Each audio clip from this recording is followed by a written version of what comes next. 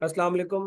बेटा हमारा CSS 2025 के लिए एमपीटी का सेशन जो है वो स्टार्ट हो चुका है और इसकी आज पहली क्लास है जिसकी रिकॉर्डिंग आपके सामने प्रेजेंट की जा रही है।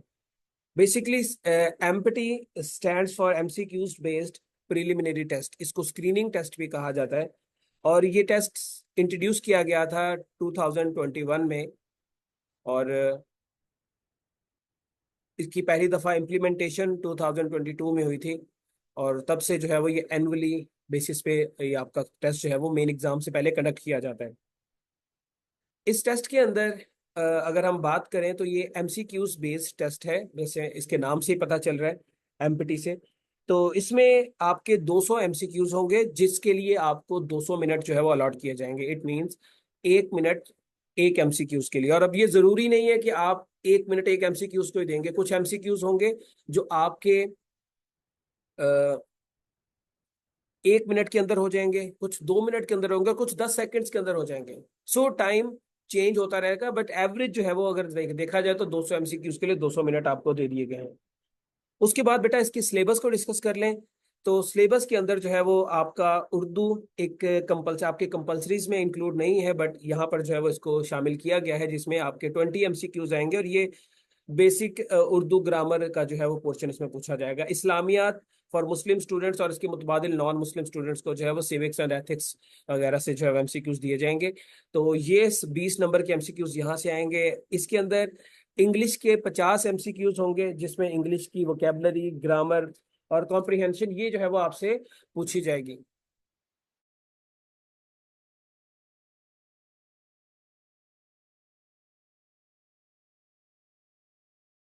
इसके बाद बच्चे आपका जो एबिलिटी पोर्शन है, जिसमें आपकी general ability which which includes basic arithmetic, फिर आपकी मेंटल एबिलिटी, लॉजिकल एबिलिटी और प्रॉब्लम सॉल्विंग जो है, ये सारी की सारी जो है वो इस एबिलिटी पार्ट में से होगी, जिसमें आपके 60 एमसीक्यूज होंगे।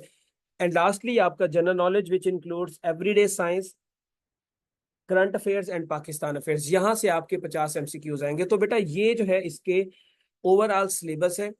और इसमें कोई ज्यादा परेशानी वाली बात नहीं है, बहुत आसानी से जो है वो ये तैयार हो जाएगा। अब इसके बाद बेटा इसका पासिंग क्राइटेरिया क्या है। पासिंग क्राइटेरिया ये है कि आपने 33% मार्क्स लेने हैं इस टेस्ट को पास करने के लिए। 33% मार्क्स का मतलब है 66 out of 200। 66 out of 200 marks आप जब लेंगे तो आपका जो ये टेस्ट है ये पास कंसीडर होगा। अब इसके अंदर नेगेटिव मार्किंग जो है वो नहीं है। इसका मतलब ये है कि आप बड़ी आसानी के साथ अगर गेस करके भी आंसर लगाना चाहें तो वो भी लगा सकते हैं। किसी किस्म के नेगेटिव मार्किंग का डर जो है वो नहीं है आपको। उसके बाद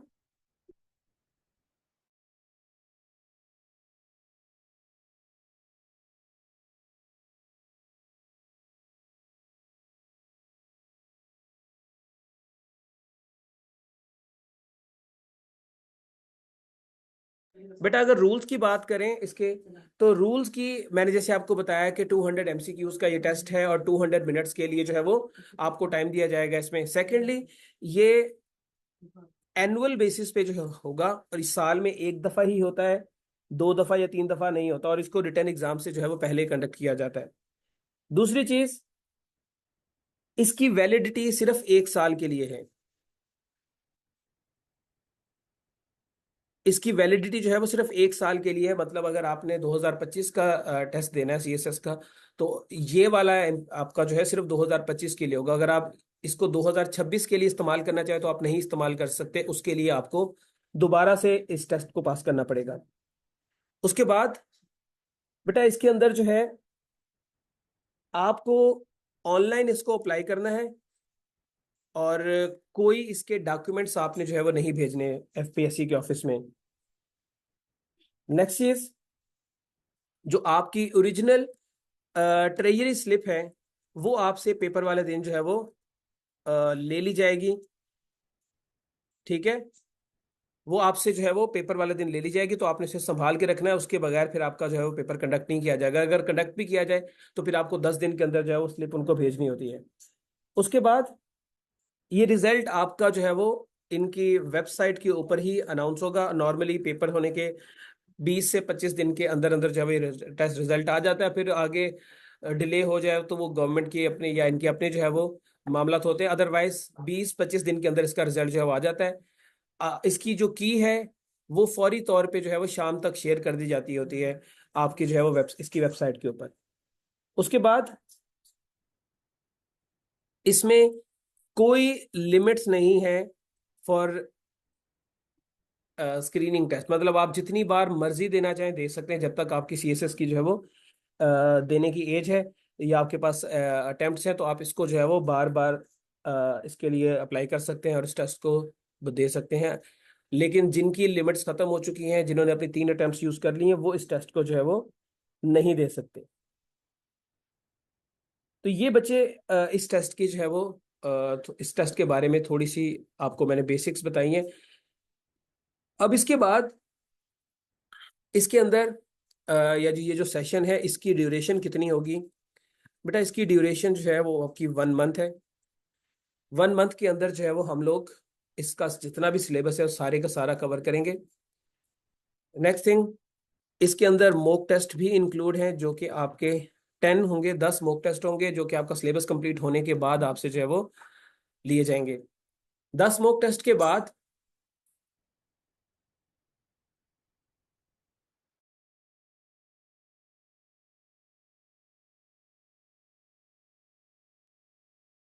अब बच्चे इसकी ये जो मॉक टेस्ट है 10, ये बिल्कुल जो है वो आपके सारे सिलेबस में से लिए जाएंगे और बिल्कुल एफपीएससी के पैटर्न पे लिए जाएंगे। और इंशाल्लाह इस पूरे सेशन के बाद आप जब पेपर देने जाएंगे तो डेफिनेटली आपका स्कोर बहुत ज़्यादा जो है वो बेहतर आएगा बाकियों का निस्बत। अब बच्चे ये सेशन बिल्कुल फ्री है, कोई भी पर्सन इसको जो है वो आके ज्वाइन कर सकता है और इसमें जो है वो आप पार्टिसिपेट कर सकते हैं। आप चाहें तो दूसरे स्टूडेंट्स के साथ भी इसका लिंक शेयर करें ताकि वो लोग भी जो है वो इस अपॉर्चुनिटी से फायदा उठा सकें। उसके बाद बच्चे अब थोड़ा सा जो है ना एक आपको इसका पॉजिटिव और नेगेटिव एस्पेक्ट्स जो है वो बता दिया जाए।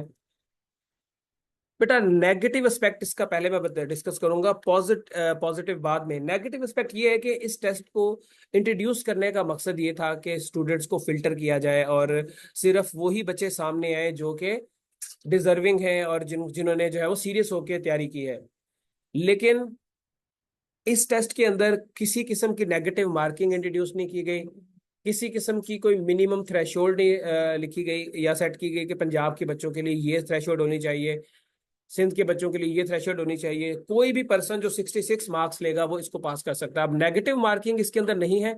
इसका मतलब ये है कि आप बगैर तैयारी के भी अगर जाएं पेपर में और आप सारी ऑप्शन सी करके आ जाएं तो भी आपके 50 नंबर इसमें आने के जो है वो बड़े स्ट्रॉन्ग चांसेस हैं। तो आप बड़ी आसानी के साथ इसको पास कर सकते हैं। तो मुझे आज तक इस बात की समझ नहीं आई कि what was the rational behind introducing this test, कि अगर इसमें आपने कोई नेगेटिव कोई थ्रेशोल्ड नहीं सेट करनी, कोई नेगेटिव मार्किंग इंट्रोड्यूस नहीं करानी, कोई आपने जो है वो क्राइटेरिया सेट नहीं करना एग्जाम का या इसके जो है वो स्क्रीनिंग का, तो फिर इसका फायदा कोई नहीं है। फिर ये जो एक अननेसेसरीली प्रैक्टिस बच्चों को दे दी गई है, एक अननेसेसरी बर्डन बच्चों पे डाल दिया गया है। और जो अपनी मेन एग्जाम की तैयारी को छोड़ के इसकी परेशानी में पड़ जाते हैं। और वो बच्चे जो परेशान होते हैं वो तो फिर थोड़ा सा उन्हें सोचना चाहिए कि अगर आप सीरियसली 2025 की अटेम्प्ट के लिए जो है वो तैयारी कर रहे हैं तो फिर ये टेस्ट आपका फेल नहीं होना चाहिए। इसमें आपको इतना कंपलसरी इसके अंदर प्रिपेयर्ड हो जाना चाहिए इस लेवल पे आके अक्टूबर तक, कि आप जो है वो बड़ी आसानी के साथ इसको जो है वो पास कर सकें। क्योंकि इसमें कोई नई चीज ऐसी नहीं आएगी जो आपने पहले कभी ना पढ़ी हो सिवाय उर्दू के।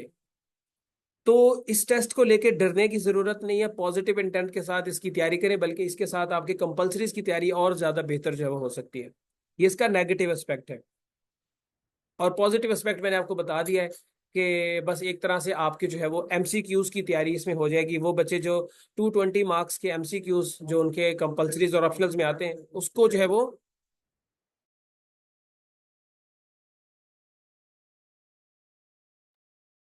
तो उसकी तैयारी बच्चे जो है वो यहाँ से आपकी हो जाएगी। तो आप कंपलसरी के जो 5 सब्जेक्ट्स हैं ऐसे को छोड़ के उनके एमसीक्यूज आप यहाँ से तैयार कर सकते हैं। तो ये वो आपके लिए जो है वो एक पॉजिटिव एस्पेक्ट इसका जो है वो सामने नजर आता है।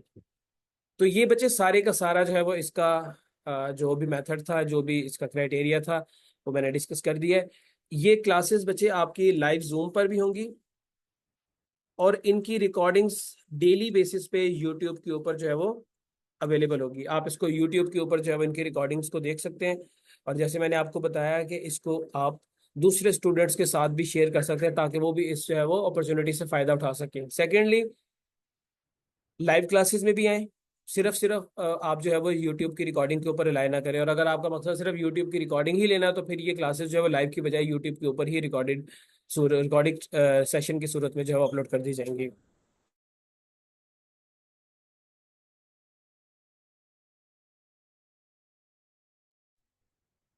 इसके बाद बच्चे, अब आपके साथ थोड़ा सा जो है वो स्केजुअल इसका शेयर कर दिया जाए, तो इसकी आज इंट्रोडक्टरी क्लास है। और इंट्रोडक्टरी क्लास के अंदर मैंने जो बेसिक्स इसकी बतानी थी वो आपके साथ शेयर कर दी हैं। सेकेंडली, कल जो है वो आपकी इंग्लिश की क्लास होगी 3 बजे। इसकी टाइमिंग अभी अर्ली डेज में जो है वो 3 बजे होगी। और